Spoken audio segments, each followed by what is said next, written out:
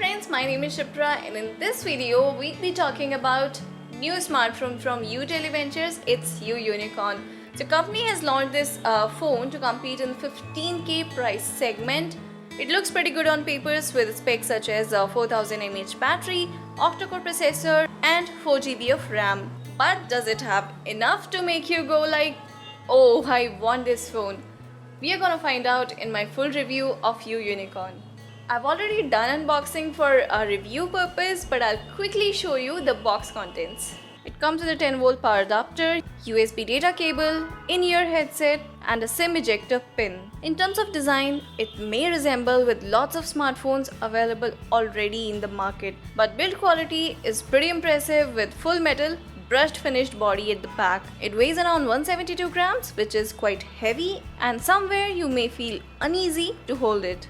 Looking around, over at the front, you have a scratch-resistant glass panel. It's a 2.5D curved glass that merge into chamfered edges and looks pretty well crafted. 3.5mm audio jack and a microphone at top.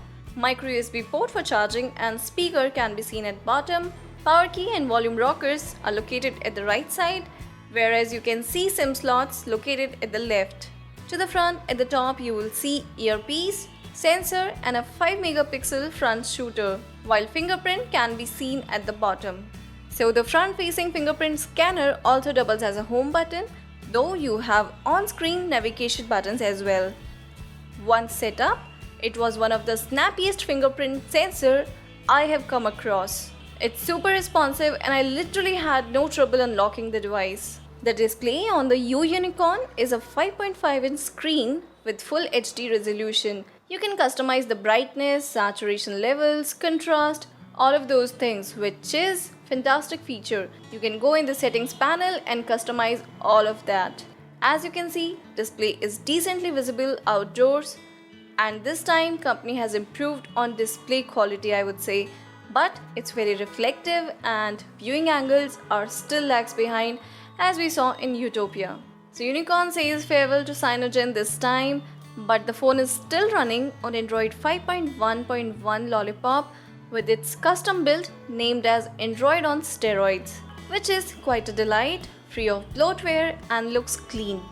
But I would have loved to see Android Marshmallow on board when Android N has been already announced. Hopefully it will get an update soon. In terms of performance, in day-to-day average usage, it performs fairly well. It is powered by MediaTek Helio P10 octa-core processor and speed is clocked at 1.8 GHz, which is fast enough even for some insane multitasking. Graphics are powered by Mali T860 GPU and with 4GB of RAM, there's a lot of room to play with. For the most part, the phone can handle anything you throw at it, but if you are doing things like high-end gaming and if you are running performance-intensive applications, you'll see device tends to choke up and it will slow down.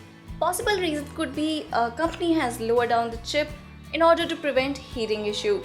So that is something you will have to deal with, but rest everything is pretty snappy. The Unicorn gets a hybrid dual SIM tray, which means you can either use 2 SIMs or 1 SIM along with 1 micro SD card. This can be a hassle for few people who want to have 2 SIM cards and they need storage space as well. You also get 32 gigs of internal storage, which is quite impressive, and you can pop in a micro SD card up to 128 GB. Connectivity options include Wi-Fi, Bluetooth 4.1. It does support USB OTG and GPS, though there is no NFC and FM radio. It accepts dual nano SIM, and in terms of network reception and call quality, I faced no issue during my day-to-day usage. Now if I talk about the camera, it has been pretty much highlight in the Unicorn. It features 13-megapixel autofocus rear camera and has true tone LED flash. Now it is pretty quick in taking pictures, but not the best we have seen. You do get a bunch of features and capabilities to play around with images and allow to use camera to a decent potential. Camera is good in focusing, but again not the fastest we have seen. It is nowhere near to laser autofocus capabilities.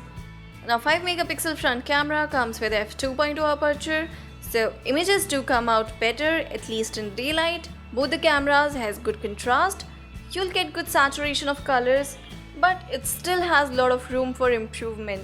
Now, despite the recent update which fixes certain issues such as focus speed and image processing, the camera does not fare that well. Other than that, it can record Full HD video, slow motion video. Video quality is just average, not the best we have seen. The battery is a 4000 mAh battery which easily lasts 1.5 days with still some juice left even if you are a heavy user. Sadly, it does not support fast charging, but despite that, the bundled charger is fairly quick in juicing up the battery. So with uUnicorn, you are getting a decent build quality, a decent battery life, but with a mediocre camera. Hopefully it will also get a Marshmallow update soon, but as of now, if you're looking for a performance-centric device or maybe a camera-centric device, it certainly fails to leave a good impression in these segments.